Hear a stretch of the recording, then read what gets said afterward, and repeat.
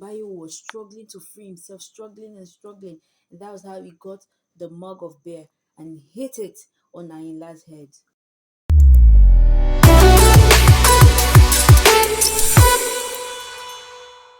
Hello everyone, welcome. This is Temitope Melody, and today I am going to be doing the review of the movie AYINLA.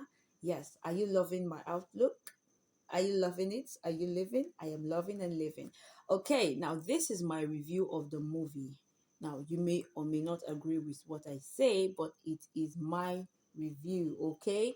Now, I'm going to be saying the movie and also what stood out for me in the movies, the things that I observed and all of that, right?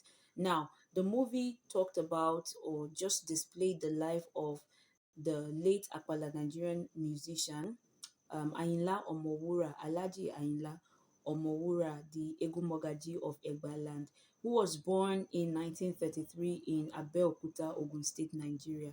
Also, the movie was shot there, like in Abeokuta, Ogun State, and it was a very exceptional movie for me. And the movie actually made me go research more about the life, the time of um the musician Ayinla. Now, the role of Ayinla was played by Lateef Adedimeji, who, by the way, did an exceptional job. There's nothing anybody wants to say to me. He did an amazing job depicting the character Ayinla. Now, we see Ayinla from what was portrayed to us in the movie. Ayinla was portrayed as somebody who was generous, as a father, as a husband to his wives, because, yeah, he had more than one wife. Now, as a leader, he also was quite very caring, because there was a time where the show promoter Ajala had come to him that he was going to help him take Akpala music to the international scene. We're going to start with London. So preparations were on ground to go to London. And he was thinking of taking only Ayinla, but Ayinla would have none of it. He wanted every member of his band to be a part of it. So Ajala, the show promoter, played by Kunle Afolayan, had no choice. He just had to go with what Ayinla wanted. Now, we also got to see the manager of Ayinla, Bayewumi, or Bayewu, played by Debo, who we know popularly as Mr. Marcaroni. If you're very conversant with Nigerian comedy, Freaky Freaky Daddy, yeah. So he played the role of Bayewu. He was in charge of getting shows, the payments, like just doing the duties of a manager, right? But to me, he seemed like a very fraudulent person, because we saw the instance one time where he took a job, got paid, but told Ayinla that the people paid next to nothing. And that actually pissed Ayinla, because he had told him something earlier. Then he came again to say another thing. So he was actually a very deceptive person. I mean, based on what was portrayed in the movie. Everything was going well until Deborah came in. Now, we know in Nigeria it is Deborah, so I will be using the word Deborah, okay? Now, Deborah came in. That role was played by Omowunmi, Dada. She came, she was a girlfriend of Bayewu. But for me, I believe that girl was a hustler. The goal for her was Ayinla. She just needed how to get to Ayinla, and Bayewu just seemed like the means to an end. She also realized that Bayewu was not even worth it, because he was also even going out with one of her friends, but she just kept quiet about it because her aim was Ayinla, and she did get it. How? She came to the rehearsals one time, and Bayewo had to introduce her to Ayinla. Ayinla liked her immediately. The mistake I believe that Bayewo did was, you are introducing your girlfriend and you're telling your boss that your girlfriend is your cousin. Imagine, imagine, you self thinker. He told Ayinla that this girl, Deborah, is my cousin, instead of saying, okay, oh, she's my girlfriend or she's my wife to be. I believe if he had told Ayinla that this girl is my wife to be, I think Ayinla would have actually left her. But because he says your cousin, no problem. Before we know, they started an affair. This girl worked her way so well that she was going to every event with Ayinla, and had even at one time manipulated him and saying she would not sleep with him until he puts her name in the list of those going to London. Kí ni tí mo ṣe fún ẹ? Mo ṣe ẹlẹ́ṣẹ̀ kan ti tẹ́lẹ̀. Àbí wọ́n nífẹ̀ẹ́ èèyàn ni mo nífẹ̀ẹ́. N tó bá wà níbẹ̀ ni kò ṣàlàyé. Lọ forúkọ mi sí London tí ẹ lọ yẹn. Ǹjẹ́ kí n máa po yìí kiri bí iṣẹ́ àbábà ni mo yí kiri bí odó. Deborah, wà á máa lọ London. Wà á lọ. Wà á mú mi lọ London. Kí àárín. Alájí. That was the breaking point for Bayewu because already he was angry. You're already dating my girlfriend. He was angry about it. Now you are taking her to London. He told Ayinla, if this girl is going to London, then I am going to quit from being your manager. And Ayinla was like, I don't care. She is going to London with us. I don't care. This. And that was how Bayewu said he's not doing.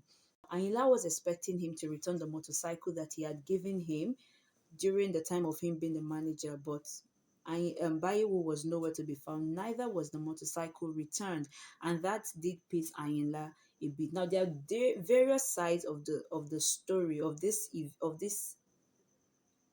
part that I just explained, but I'm going to just explain it based on the movie, right? And he was angry. Now we got to see another character, Jaye, who was a journalist. Jaye is not the conventional woman. She was a journalist in a male-dominated world, and from the way our boss was talking to her, it seemed like he definitely didn't like how she dressed, how opinionated she was. Good morning, sir. How so very un-Marxist you look today. Lips and fingernails all red with the blood of God knows who. Sir, cousin got wrong with Lumorami.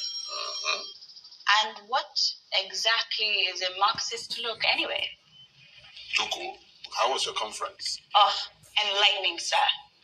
All these ideas burning in one room, you could set the whole world ablaze. A bit to, I don't know if it's to say correct her or maybe even punish her, he assigned her to Egumogaji, that's Ayinla, that she should get an exclusive interview with him. No, Ayinla would have none of it. Ayinla refused to give them an audience because he had various journalists who at various times tried to exploit him and made him seem like he did not know what he was saying. He was an illiterate, but he was not dumb. So he refused to have anything. But he said she could be following them for their events and all that. But that was not enough. But she had to just stick with it because that was the only thing that would save her from losing her job. And she loved to be a journalist. That Ayinla eventually got to know that Bayewu was in a bar, somebody that he had been looking for. That's how he went to the bar. And of course, tempers flew. Everybody is angry. This person is angry. This person is angry. And before you know it, Ayinla held his shirt. You are going nowhere, Bayewumi. You are going nowhere. And Bayewumi was trying to struggle, get free from the grip of Ayinla to no avail. And that's how he kept struggling and struggling. And then he took the mug of beer, which was quite heavy, and used it to hit Ayinla on the head. Bagam!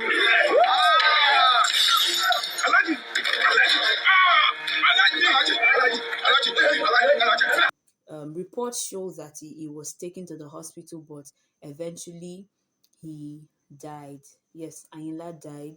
So no London, no nothing. That was the end of a great Nigerian musician that would have really done a lot as regards that genre of music. But sadly that was where it ended.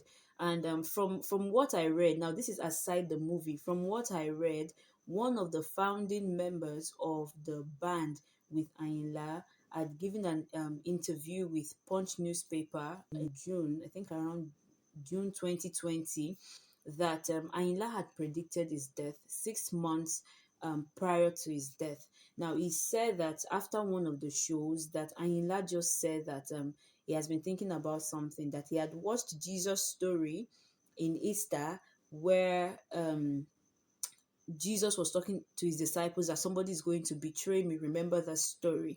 Now, he said he thought about it, that it's going to be one of his close associates who is going to kill him. And everybody was shocked that why would you even think that kind of thing?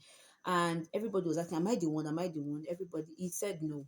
But when he got to Bayewu's turn, he said, you are the person who is going to kill me. And Bayo was angry. That, why would you say that kind of negative thing about me? It's not me. I will never kill you. I will. But then, sadly, that was what happened. The matter was taken to court, and Bayo, his first, according to what I read, his first stance was that he did not hit Ayinla with anything, that Ayinla was holding him and then began to tremble and he fell, and that was what happened. But medical evidence showed otherwise, because it showed that Ayinla's skull was fractured by something heavy that had hit his head. So Bayewu came with another theory that okay, he had hit his head, but it was self-defense. Well, however way or whatever way, he had hit him and Ayinla was gone. And of course, after a series of dragging and dragging, Bayewu was sentenced to death, right? And he was on the death row where, according to what I read, he became a Christian, received the life of Christ, even became a model prisoner. Everybody liked him, both the wardens and the inmates there, they loved him. However, one day a colonel came to the prison and said that every overweight inmate should be killed. And he signed it, and Bayewu happened to be one of those persons. So Bayewu was killed. Ayinla gone, and that was it. That was it. He was only 47 at the time of his death in 1980. The person that was washing his body said that while he was, when they are preparing for the funeral, they wash the corpse, right? So he said while he was washing his head, the cloth he was using got stuck, and he was wondering what was making this thing get stuck. And then he removed it and saw that, whoa, a fragment of the broken mug was attached to his head. That's majorly all about the movie. The cast were amazing. Lateef Adedimeji killed that role. Every of the actors, Mr. Marcaroni, Bimbo, Ademoye, Omowunmi, Dada, Kunle Afolayan, they were all in that movie and they did so well.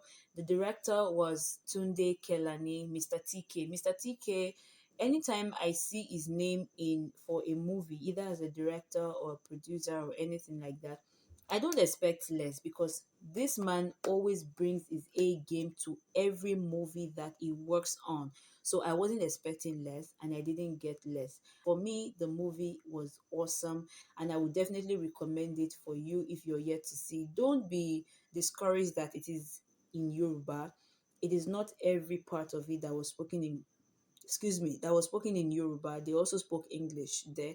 And also there is a subtitle, as you saw in the clips that I showed you. So there is subtitle whether you watch it on Netflix or wherever you download it from. Okay.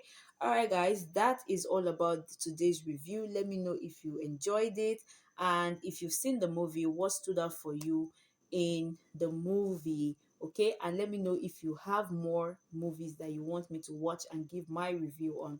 Okay, make sure you like, share, and subscribe so more people can see this video. Until the next time, bye.